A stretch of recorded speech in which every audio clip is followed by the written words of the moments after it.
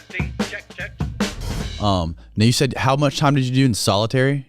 I probably did. I never counted day for day, but I've done probably about 7 years in solitary confinement. I didn't see a yard. Not continuous. That was just total. I was in and out of them, but well, I'll tell you what. I was in Brazil penitentiary for 2.5 years. I'd seen a yard once a month, naked, in my underwear at best, no shoes, nothing, on rocks.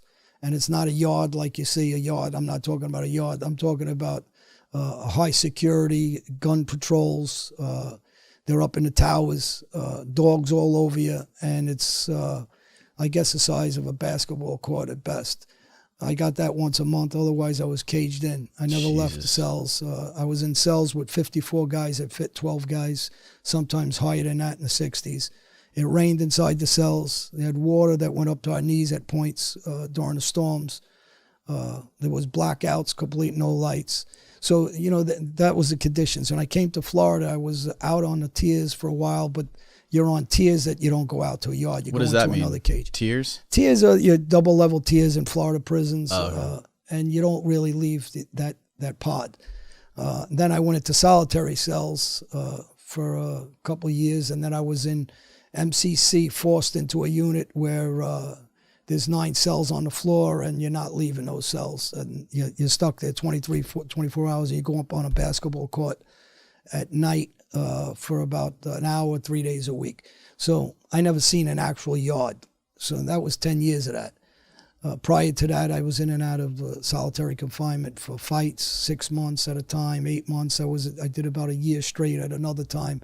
So yeah, I spent my fair share of time in solitary confinement. And listen, I'm no different, because you'll hear guys complaining about it. But when you're a high-profile inmate, which I was chased down by Interpol in every country. And when you're killing guys and hurting guys, I'm no different than a lot of these guys. We're all going to the same thing. So what I'm saying is, it's not a life to live like a dog in a cage. Right. And showering and with a camera watching you, and you're on these secure cells. So there's cameras in the room. You take a shit, they're watching you. Yeah. You feel horny that day and you want to jerk off, they're watching you. So this is the life that you chose to lead. Yeah. So when a guy talks out of school, and you're going to get dummies that talk like that all the time, they have no idea about how I lived, and a lot of inmates just like me. It's not, poor me, only I did that. Right. It happens to all of us. We all go on diesel therapy, meaning they ship you from, they used to book me into my cell here in Florida, right? This is when they brought me back. Diesel therapy? Diesel therapy, this is what they would do to me. They'd bring me to a jail on Wednesday. Okay. I'd wait all day and get checked in through booking. So you're on the floor about 8 hours waiting and fingerprinted and chained up, and they bring you to a holding cell, and they bring you to your solitary confinement cell. You get in there Wednesday night, and you can't order commissary because you just came in.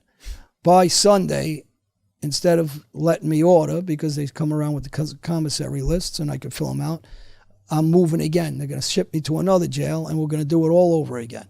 And when they ship me in, and this is constant for me for a good year, and I didn't see no commissary, I didn't see no books, I didn't have no radio. So when guys talk about how the life is and how they can talk, they have no clue. They're clueless because they didn't go through all this. And I'm not the only guy. I'm one of the guys of high, security inmates that are known to be dangerous. We're moved around with belly chains, and chains on our legs, on our feet, on our hands, with black box where you can't move also, and possibly get out of those handcuffs. This is typical treatment of any of us that are in those positions. Wow. So when someone says like they're the only ones, that's bullshit too. Yeah. That's, maybe the average inmate don't go through this, but we do. Yeah. So, these are the things that you're trying to tell. And there's some serious killers in prisons now that write me and stay in touch with me on a regular basis, and are never getting out. And these guys are guys that are saying to me, brother, keep doing what you're doing. Really? Save some kids. Yeah, because, only haters don't want to see this.